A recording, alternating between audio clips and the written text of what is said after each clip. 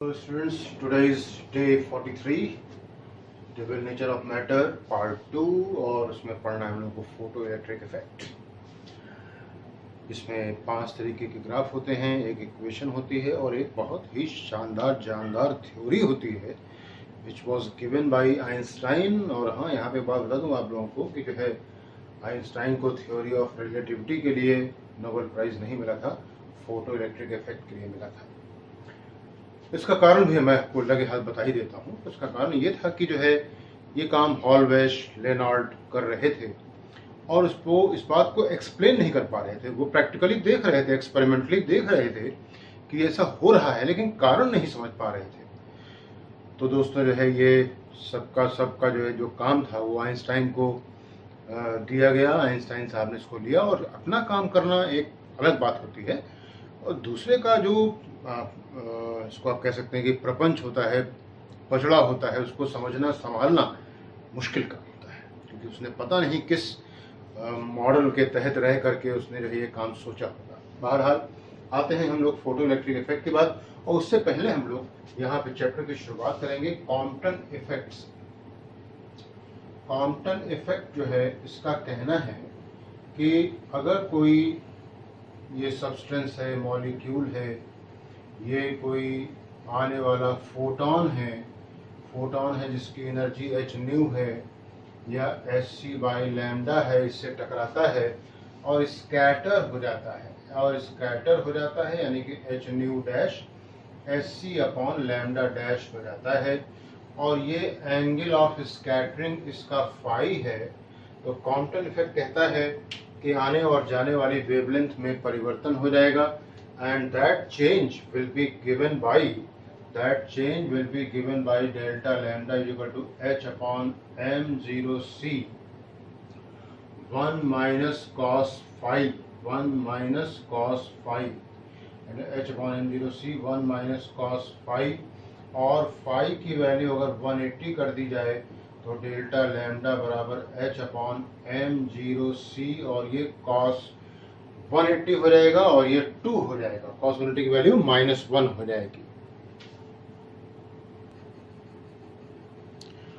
So this is called as Compton's effect. अब हम लोग आते हैं यहाँ पे एमिशन की बात जरा समझते हैं कि कभी किसी सरफेस से इलेक्ट्रॉन को छुड़ा ले जाना किसी भी तरीके से उसको नाम देते हैं हम एमिशन का। अगर हमने किसी सरफेस को थर्मल एनर्जी दी है और उससे इलेक्ट्रॉन निकाल लिए हैं तो इसको हम नाम देते हैं थर्मैनिक एमिशन, और इन इलेक्ट्रॉन्स को नाम देते हैं थर्माइन्स, और ये जो बनने वाली करंट है इसको नाम देते हैं थर्मैनिक करंट। यहाँ पे ये थर्मैनिक करंट जो है I बराबर AST स्क्वायर E की पावर -5 अपॉन KT है ये, और ये थर्मैनिक करंट है। यहीं पे आपको लगे हाथ बता दूं कि ये K बोल्ट्जमैन कांस्टेंट है, कैपिटल T एब्सोल्यूट टेम्परेचर है, और फाई वर्क फंक्शन है। वर्क फंक्शन के बारे में भी जो है जान लिया जाए कि least required energy to eject an electron from a surface is called as work function। और सच्चाई ये है कि जितना कम से कम हो सके उतना ज़्यादा अच्छा रहता है। ये थी बात थर्मैनिक एमिशन की। अब बात आती है हमारे पास फील्ड एमिशन की। फील्ड एमिशन का मतलब होता है कि हमने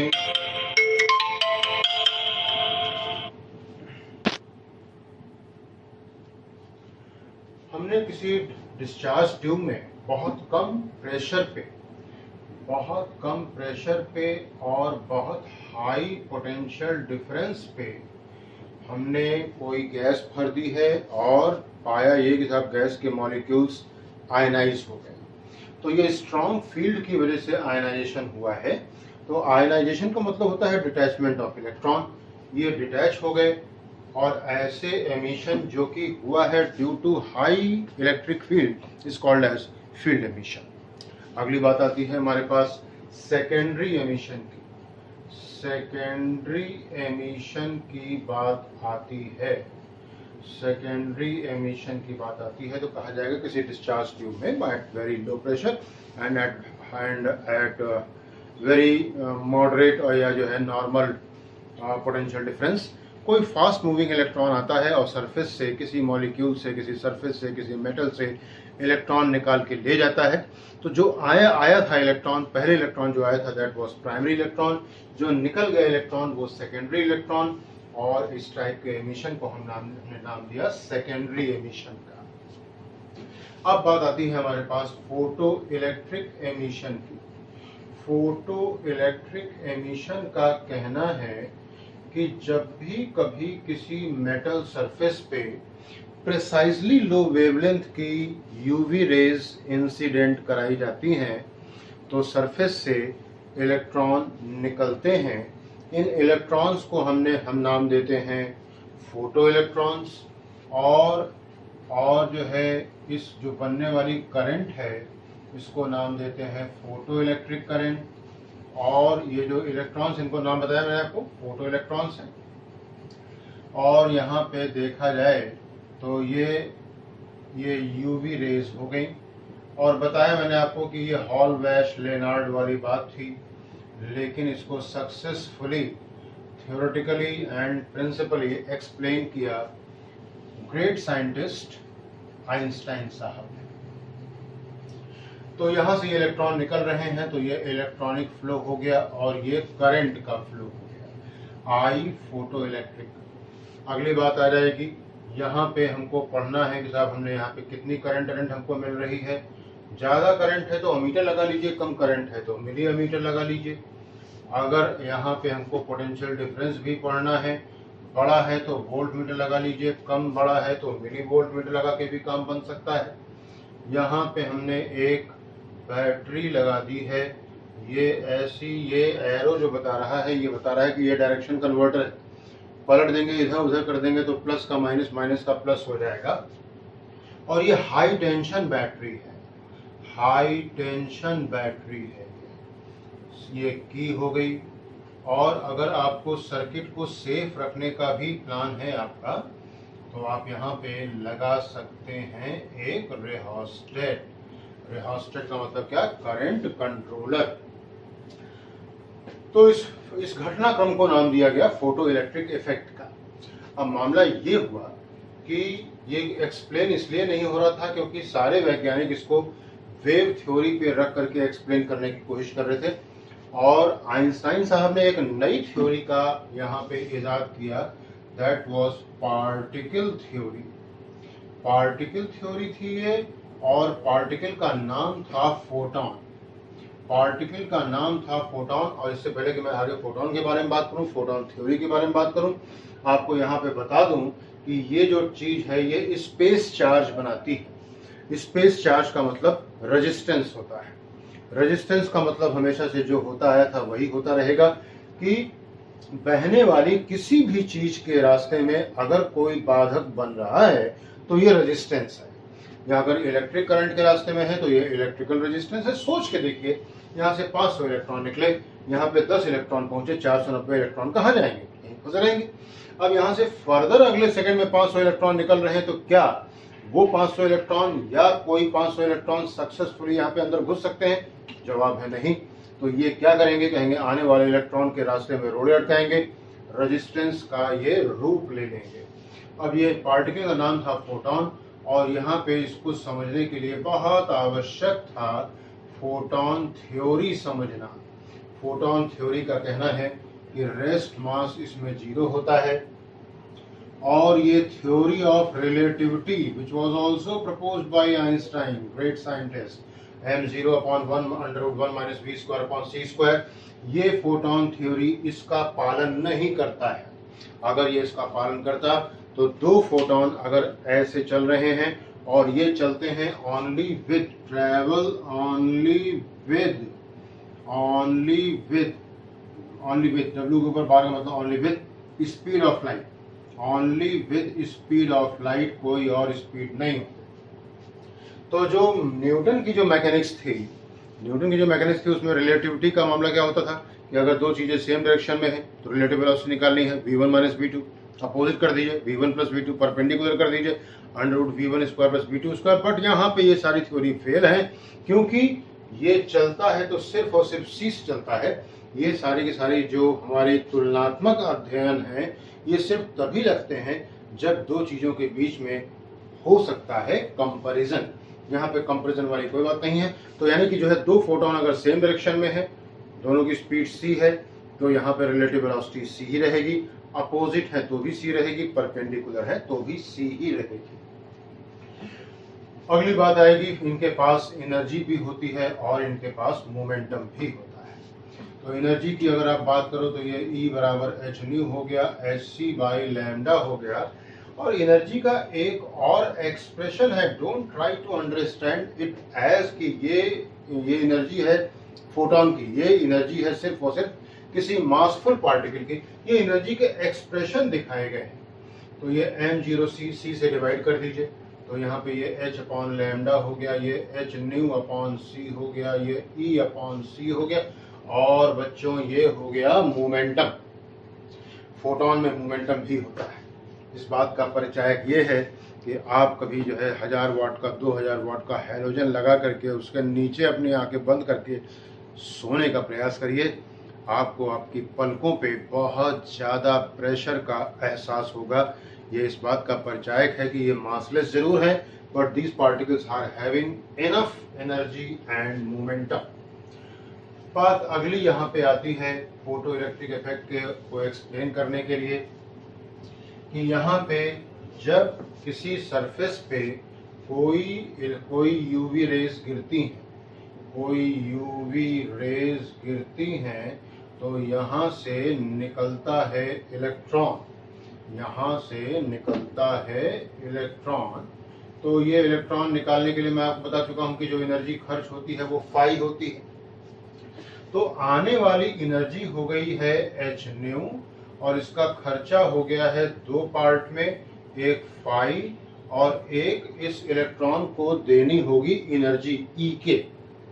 यहाँ पे अगर आप किरचॉफ रूल लगा दीजिए तो h न्यू बराबर हो जाएगा फाई प्लस E के, h न्यू बराबर फाई प्लस E के। तो E के बराबर हो जाएगा h न्यू माइनस फाई। ये इसको कहा जाता है फोटो इलेक्ट्रिक इफेक्ट की इक्वेशन है। अब यहाँ पे एक बात और करेंगे कि मान लीजिए कि न्यू की वैल्यू लेस हो जाए न्यू जीरो से, यानी कि आने वाली जो एनर्जी है वो कम होती जाए। नतीजा यानी इलेक्ट्रॉन जो यह तो निकलेगा नहीं, और निकलेगा तो इसके पास इतनी एनर्जी नहीं होगी कि ये सामने वाली प्लेट तक के पहुंच सके। If nu is less than nu zero और equal to nu zero and E K is zero, अगर ऐसा होता है तो इस फ्रीक्वेंसी को थ्रेशोल्ड फ्रीक्वेंसी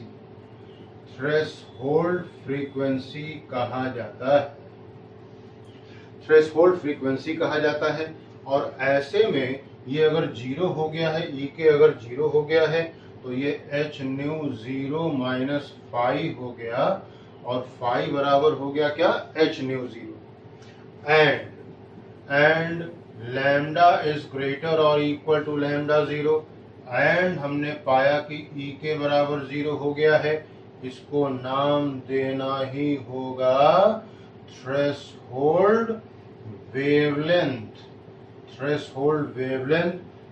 तो ऐसे में ई के बराबर एच न्यू हो जाएगा, यानी कि ये जो फाई है जीरो बराबर हो जाएगा SC by lambda zero minus phi. तो फाई बराबर एससी अपॉन लैम्डा जीरो, तो ई के बराबर SC upon lambda minus SC upon lambda zero. ये भी हो गया आपका फोटो इलेक्ट्रिक का इक्वेशन। और एक बात आपसे यहाँ पे करनी थी कि ये जो ई के है ये half M V maximum square के बराबर भी हो सकता है। Half M V maximum square के बराबर हो सकता है। S C 1 upon lambda minus 1 upon lambda zero, ऐसा भी लिखा जा सकता है। तो हम लोग की बात पहुंच गई थी फोटो इलेक्ट्रिक इक्वेशन की बात, थ्रेशोल्ड वेवलेंथ और थ्रेशोल्ड फ्रीक्वेंसी की बातचीत होते हुए। अब हमारे पास बात आ रही है यहाँ पे ये कहा जाएगा कि यहाँ की फोटो इलेक्ट्रिक इफेक्ट में एनर्जी और मोमेंटम दोनों कंजर्व रहते हैं, लेकिन यहाँ पे कंजर्वेशन नंबर ऑफ पार्टिकल्स का नहीं होता। यहाँ पे बात को समझिएगा कि एक इलेक्ट्रॉन की एनर्जी क्या हो सकती है। कहेंगे mc², 9 इंटू 10 की पावर -31, 9 इंटू 10 की पावर 16, 81 इंटू 10 की पावर -15 जूल हो गया। This is the energy of electron. Energy of photon की बात करनी है तो ये Sc/λ हो गया। यूवी रेस की बात आ रही थी तो RMIVUX गामा, हमें चाहिए क्या, अल्ट्रा वायलेट रेस की फ्रीक्वेंसी जो कि विजिबल से कम होगी, और विजिबल जो है 4000 से 8000 के बीच में है, एक्यूरेटली 3800 से 7800। तो ये 3800 से कम होगा, मान लेते हैं 3000 एंगस्ट्रॉम है। तो 6.6 इंटू 10 की पावर -34, 3 इंटू 10 की पावर 8, लैम्डा हो गया 3 इंटू 10 की पावर -7, ये कट गया। 6.6 इंटू 10 की पावर ये -34 और 8 माइनस का 26, माइनस का 7 आ गया, माइनस का 19 हो गया। जरा देखिए कि ये एनर्जी कितनी कम है, ये कितनी ज्यादा है। तो ये n टाइम्स इलेक्ट्रॉन, ये क्या, फोटोन बराबर एनर्जी ऑफ इलेक्ट्रॉन, तो n बराबर एनर्जी ऑफ इलेक्ट्रॉन 81 इंटू 10 की पावर -15, 6.6 इंटू 10 की पावर -19, ये 10 की पावर 4 तो हो ही गया, और ये 6.6 को मान लेते हैं लगभग 12-13 मान लेते हैं, 12-13 कुछ मान लेते हैं, लगभग 13 मान लेते हैं। तो ये 1.3 इंटू 10 की पावर 5, इतने फोटॉन्स अगर लगातार गन बना करके एक इलेक्ट्रॉन को हिट करेंगे तो ही निकल पाएगा एक इलेक्ट्रॉन, अदरवाइज इलेक्ट्रॉन निकलने की कोई संभावना नहीं है। एक फोटोन के अंदर इतनी ऊर्जा नहीं है कि ये निकाल पाए एक इलेक्ट्रॉन को। और ये इफेक्ट एक्सप्लेन इसलिए नहीं हो रहा था क्योंकि देखा जा रहा था साहब कि वो एक फोटोन गिरा रहे थे और मेटल के अंदर बैठे हुए सारे इलेक्ट्रॉन के ऊपर एनर्जी जो है सब में वो बांट भी रहे थे। प्रैक्टिकली कैलकुलेट होकर के देख रहे थे साहब कि इससे कुछ होना नहीं है, और हो भी रहा था। ये थ्योरी, ये कमाल था आइंस्टाइन साहब के दिमाग का कि उन्होंने एक नई थ्योरी ही इजाद कर दी। अब आगे की बात आप लोगों से और करेंगे कि क्या E के बराबर hν-5 है। क्या जो सरफेस से जो इलेक्ट्रॉन निकलेंगे उन सबकी एनर्जी एक जैसी ही होगी, ये जानने की बात है। कहेंगे ऐसा है कि ये हमारे पास कोई सरफेस है, इस सरफेस के ऊपर ये यूवी रेज गिरे हैं, और गिरने के बाद हमें लगा ऐसा कि मैक्सिमम पार्ट तो खाली होता है, खोखला होता है। पता लगा था कि ये फोटोन अंदर घुसा और यहाँ पे ऐसे पड़ के जो है यह तो निकल गया, या इलेक्ट्रॉन मिला भी तो यहाँ कहीं पे बिल्कुल बैक ऑफ द सरफेस मिला, और यहाँ से ये निकल के चलना शुरू भी हुआ है। इतना ताकत ही नहीं था कि ये बाहर तक के आ पाता। तो कहा जाएगा ये EK की वैल्यू हो जाएगी 0। और अगर इलेक्ट्रॉन कहीं मिल गया इसको बिल्कुल ठीक किसी सरफेस पे, तो यहाँ पे फाई जो मिनिमम खर्च था वही मिलेगा। तो ये हो गया मिनिमम की बात करें, और ये हो गया मैक्सिमम की बात करें, तो ये hν-5 हो गया। तो जो निकलने वाले इलेक्ट्रॉन्स हैं इनकी एनर्जी का स्पेक्ट्रम ऐसा हो जाएगा, ये ऐसे लाई करेंगे, EK विल बी ग्रेटर और इक्वल टू 0 एंड लेस और इक्वल टू hν-5। अब आपको यहाँ पे इसके जो हम लोगों ने देखा था कि जो है मोमेंटम होता है क्या, E/c कर दीजिए, hν/c कर दीजिए, Sc/λ कर दीजिए। ये क्या हो गया, कहेंगे ये मोमेंटम हो गया है। मोमेंटम हो गया है तो ये अगर यहाँ पे सरफेस पे hν/c मोमेंटम आया है, ये एंगल फाई मान लिया जाए, तो यहाँ से ये मोमेंटम लौटा है, फाई है। फिर से ये तीसरी बार मैं आप लोगों को जो है इस क्रैश कोर्स में बता रहा हूँ, 100% स्मूथ एंड रिफ्लेक्टिंग कहाँ कहाँ सवाल बन सकता है, ये सारी बातें आपको दिखा रहा हूँ। तो एच न्यू अपॉन सी का इधर को एक कॉम्पोनेंट आएगा एच न्यू अपॉन सी कॉस फाई, एक कॉम्पोनेंट इधर को आएगा एच न्यू अपॉन सी साइन फाई, एक इधर को आएगा एच न्यू अपॉन सी कॉस फाई, एक इधर को आएगा एच न्यू अपॉन सी साइन फाई। इधर देखें तो ना तो मैग्नीट्यूड में चेंज, ना डायरेक्शन में चेंज, तो कोई मोमेंटम में चेंज नहीं। यहाँ देखा जाए तो यहाँ पे मैग्नीट्यूड में तो चेंज नहीं है लेकिन मोमेंटम में चेंज है। तो डेल्टा पी मैग्नीट्यूड बराबर आ रहा है 2h न्यू अपॉन सी इंटू कॉस फाई। आपको सवाल के एक और पैटर्न पे ले चलता हूँ। सवाल का एक और पैटर्न वो ये है कि हमारे पास एक सोर्स है जिसका कि पावर p है, कांस्टेंट है, 1 सेकेंड में ये n फोटोन निकाल रहा है, n फोटोन इन 1 सेकेंड। तो n का p से क्या संबंध होगा, जबकि फ्रीक्वेंसी से हम संबंध देखना चाहते हैं। कहा जाएगा एक फोटोन की एनर्जी हो गई h न्यू, n फोटोन की एनर्जी हो गई nh न्यू, ये हो गया जूल, और ये था पर सेकेंड, यानी कि ये हो गया वाट बराबर p, n बराबर p upon h new. n का संबंध न्यू के साथ में इनवर्स हो गया, यानी कि अगर आप रेडिएट होने वाले फोटॉन्स की फ्रीक्वेंसी लगातार बदलते जाओगे तो नंबर ऑफ फोटॉन कम होते जाएंगे, प्रोवाइडेड कि सोर्स का पावर जो है वो कांस्टेंट है, फिक्स है। ऐसे में ये x हो गया, y हो गया, ये n हो गया, ये न्यू हो गया, और ये ग्राफ ऐसा हो जाएगा। इसी पैटर्न में दूसरा सवाल आएगा कि n फोटॉन निकल रहे हैं 1 सेकेंड में, और अब की बार वेवलेंथ की बात हो रही है। तो Sc by lambda is the energy of 1 photon, n से मल्टीप्लाई कर दिया तो n फोटॉन पर 1 सेकेंड कर देंगे, ये बराबर p हो गया, n बराबर p लैम्डा अपॉन Sc हो जाएगा, n directly proportional to lambda हो जाएगा। जैसे जैसे निकलने वाले फोटॉन्स की वेवलेंथ बढ़ाएंगे वैसे वैसे फोटॉन की संख्या भी बढ़ती जाएगी। ये n हो गया, ये लैम्डा हो गया, और ये ग्राफ ऐसा हो गया। ये कुछ इंपॉर्टेंट सवाल थे जो मैंने आपको बताए। अब फोटो इलेक्ट्रिक इफेक्ट में रह जाती हैं बातें ग्राफ की। 5 तरीके के यहाँ पे ग्राफ होते हैं, ये मैं आप लोगों को अभी बताता हूँ। Graph of photo electric effect, पहला ग्राफ आ रहा है I एंड B के बीच में, इसको मैंने G1 कहा, G1 ग्राफ 1। ये हमारा ग्राफ आ रहा है,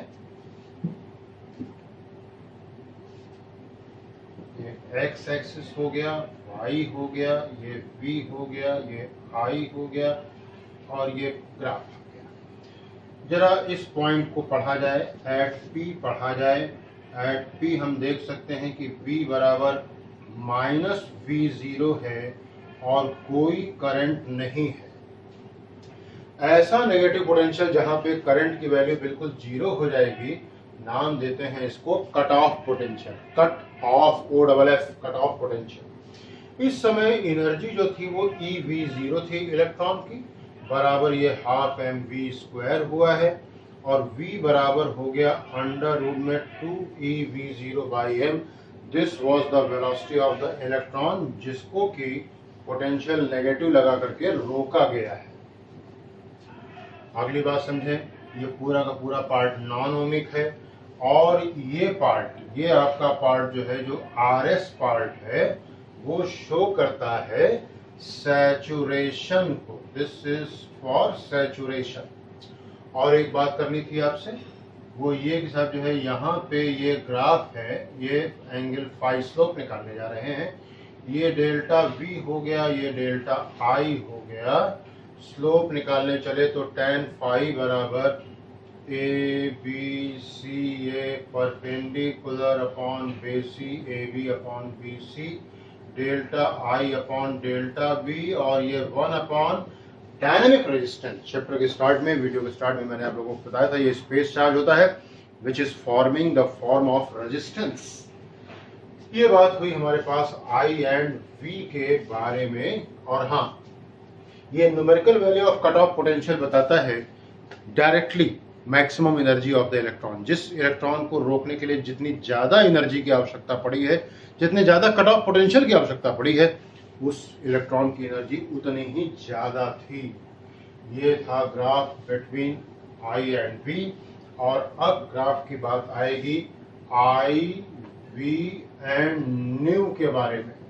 अब आई वी एंड न्यू के बारे में एक बात समझ लिया जाए कि यहाँ पे पार्टिकल थ्योरी में न्यू जो है फ्रीक्वेंसी है और ये एनर्जी का टर्म है। This is the term of energy. ज्यादा होगा तो ज्यादा एनर्जी होगी, तो उसको रोकने के लिए ज्यादा हमें कट ऑफ पोटेंशियल लगाना पड़ेगा।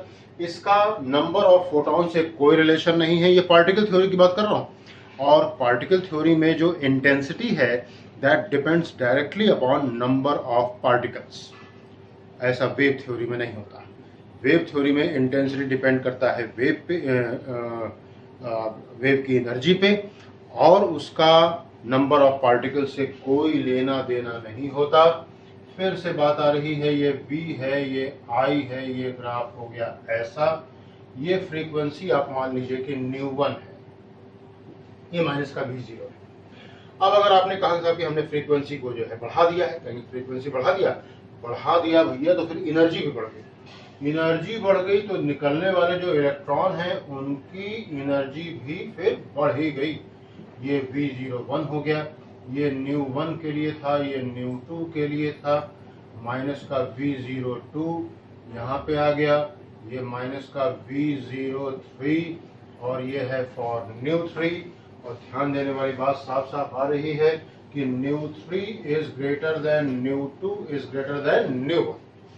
ये बात हुई graph between I V and nu, and this was graph 2, G1 graph 1, G2 graph 2। और अब आप तीसरा ग्राफ देखोगे बिटवीन 5 ग्राफ होते हैं फोटो इलेक्ट्रिक इफेक्ट में, मैंने बताया। G3 ये है I V and I, current voltage and intensity. Intensity depends directly upon number of photons. ज्यादा होगी इंटेंसिटी तो नंबर ऑफ फोटॉन भी ज्यादा होंगे, और नंबर ऑफ फोटॉन ज्यादा होंगे तो फिर करंट की वैल्यू भी ज्यादा हो जाएगी। करंट की वैल्यू भी ज्यादा हो जाएगी। ये ग्राफ खींचा हमने ऐसा, ये y हो गया, ये v है, ये I है, माइनस का V0 हो गया, ये I1 है, ये है I1, इंटेंसिटी 1। अब अगर हमने इंटेंसिटी को मान लीजिए जो है ज्यादा कर दिया तो एनर्जी पे तो कोई असर पड़ा नहीं। तो ये जो कट ऑफ पोटेंशियल है माइनस V0, ये जहां था वहीं का वहीं बना रहा, और लेकिन नंबर ऑफ पार्टिकल बढ़ गए तो फिर ये ग्राफ ऐसा ये I2 हो गया, ये I3 हो गया, और I3 greater than I2 greater than I1 हो गया। This was graph 3rd। और अब हम लोगों के पास समय आ गया है कि हम लोग चौथा ग्राफ भी देख सकते हैं। ग्राफ 4। और ग्राफ 4 के लिए पहले मैं भूमिका रख दूं। E के बराबर h न्यू माइनस पाई है, और अभी कट ऑफ पोटेंशियल के बारे में बताया था। E के बराबर h न्यू E के बराबर EV0, V0 is cut off potential, EV0 बराबर h न्यू माइनस पाई हो गया। ग्राफ खींचना किसके बारे में है, कहेंगे एक तो खींचना है V0 और एक न्यू के बीच में। तो ये h upon E new minus pi upon E, V0 और न्यू के बीच में, यानी कि ये एक पैरामीटर y बराबर mx प्लस c। तो y एक्सिस पे आप प्लॉट करोगे, V0, x एक्सिस पे प्लॉट करोगे न्यू। m जरा देखो, y बराबर mx प्लस c से तुलना करोगे तो ये m हो गया है पॉजिटिव, तो एंगल बनेगा लेस देन 90। और ये जो c इंटरसेप्ट है वो नेगेटिव है, तो कटिंग होगी नेगेटिव y एक्सिस से। और एक बात देखने वाली ये है ये ए बी हो गया है। ध्यान से देखें, ये यूनिवर्सल कांस्टेंट है। This is universal constant, theta A theta B. चाहे मेटल कैसा भी होगा, थीटा ए और थीटा बी बराबर रहेगा, क्योंकि ये स्लोप को शो कर रहा है। लेकिन इसके बारे में देखा जाए तो ये h अपॉन ई है, ये tan इनवर्स h अपॉन ई है। और मेटल टू मेटल बदलने वाली चीज है फाई अपॉन ई। तो phi upon E for A, phi upon E for B, ये कम ज्यादा हो सकता है। मेटल टू मेटल ये डिफरेंट हो जाएगा। और एक ग्राफ और आता है हमारा आखिरी graph, that is in between current and intensity. Graph 5, current and intensity. I बराबर एनी ई अपॉन टी हुआ। तो I फंक्शन हुआ डायरेक्टली किसका, नंबर ऑफ इलेक्ट्रॉन्स का। इंटेंसिटी की बात कीजिए तो ये डायरेक्टली फंक्शन है नंबर ऑफ फोटॉन्स का। तो हम जानते हैं कि number of electrons is directly proportional to number of photons, यानी कि current is directly proportional to intensity. और ये बात आ जाएगी हमारे पास कि ये एक्स एक्सिस, वाई एक्सिस, ये करंट हो गया, ये इंटेंसिटी हो गया, और ये ग्राफ सीधा स्ट्रेट लाइन हो गया। इसके बारे में एक और महत्वपूर्ण बात, बहुत बार पूछा गया सवाल है कि अगर हम दोनों प्लेट के बीच का गैप ज़्यादा या कम कर दें तो क्या करंट के ऊपर कोई असर पड़ेगा। कहेंगे बात समझने वाली है कि ये फोटो इलेक्ट्रिक करंट जो है ये डिपेंड कर रहा है इंटेंसिटी पे डिपेंड कर रहा है। और यही इल्यूमिनेंस की बात करता है, ये इल्यूमिनेंस की बात करता है। और ये illuminance inverse square law follow करता है। तो फोटो इलेक्ट्रिक करंट भी फॉलो करता है इनवर्स स्क्वायर लॉ, यानी कि अगर दोनों इलेक्ट्रोड के बीच की दूरी हुई डबल तो करंट हो जाएगी 1/4। एट द सेम टाइम अगर पूछा गया है कट ऑफ पोटेंशियल पे क्या असर पड़ेगा, यानी इसके ऊपर कोई असर नहीं पड़ेगा, क्योंकि ये कोई दूरी जैसा नियम फॉलो नहीं करता। This was day 43। तो आपका जो आया चैप्टर वो था फोटो इलेक्ट्रिक इफेक्ट। बचे हुए पार्ट में हम लोग कुछ सवालों के बारे में देखेंगे, और एक मैं आप लोगों के लिए जो है क्वेश्चन सीरीज जो है शुरू करने वाला हूँ। मेरी एक आप लोगों के लिए जो है बहुत खास एडवाइस है कि ज़रूर एग्जाम में अपीयर होने से पहले वो सारे सवाल देख के जाइएगा। हो सकता है आपको बहुत ज़्यादा फायदा मिले। All the best, God bless.